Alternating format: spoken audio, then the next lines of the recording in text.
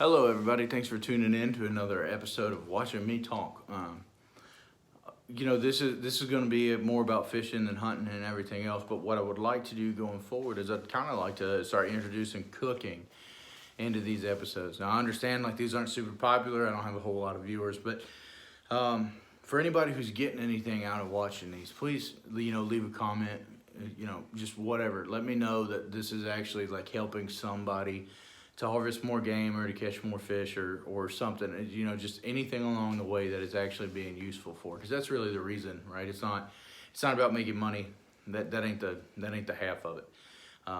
So today we're going to kind of shift gears and we're going to talk about trout fishing, right? Because it's late, it's early October up here. They just started restocking for trout and salmon, so we're going trout fishing today, and we're going to hope that later on we can do a video of how I like to prepare fish, and the way that I've done it, most people enjoy it, right? So I'm hoping that I can do a video that'll maybe show you how I like to prepare trout, and it's really good for almost any other kind of fish, really oily fish, not really non-oily. So like, wouldn't cook a crappie this way, wouldn't cook a catfish this way, wouldn't cook a bass this way, but like trout and other really oily fish, it's a wonderful way to do it because I think it really enhances their kind of natural flavor a lot.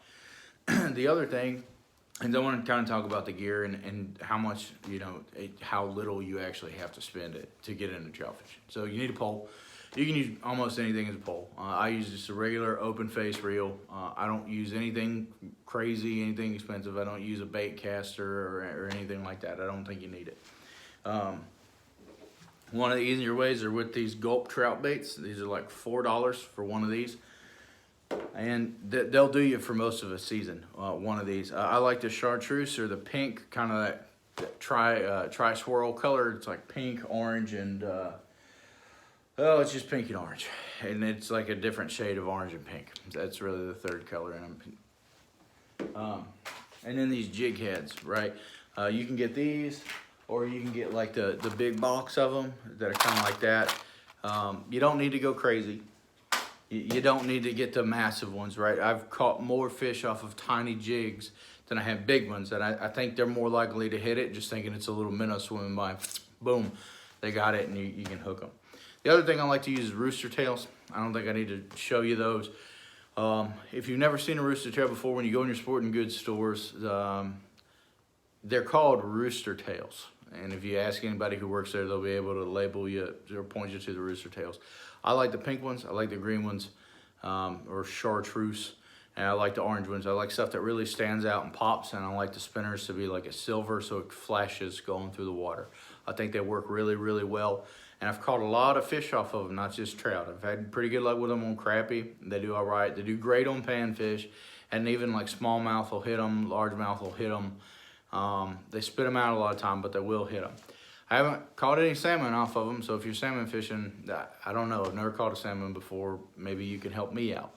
But we're gonna hopefully catch some stuff. We're gonna be able to talk about how we're gonna prepare it, how I like to cook it, how long I brine it for, because I do brine my fish just like I brine almost everything else. Thanks for tuning in. Thanks for watching. And when you catch a trout, when you get it to hook, this is my little tip for the day, right? So every day I want you to get something out. When you get it, it's just a pop of the wrist. It's a little flick, right? Don't, like you're trying to hook a giant bass. It doesn't work. You'll pull that lure or that minnow, whatever you're using, right out of that trout's mouth. Just give your wrist a little pop. Keep your rod tip down, right? Tip it down towards the water. I don't know why. My granddad told me that. I used to try and keep it up, right? Because that's what I always saw on TV and movies and everything else. I used to always try and keep it up. Man, as soon as I crank that rod tip over and I reel and I keep it low, it seems to work a lot better for getting them fish in. And I have no idea why. I do not know why.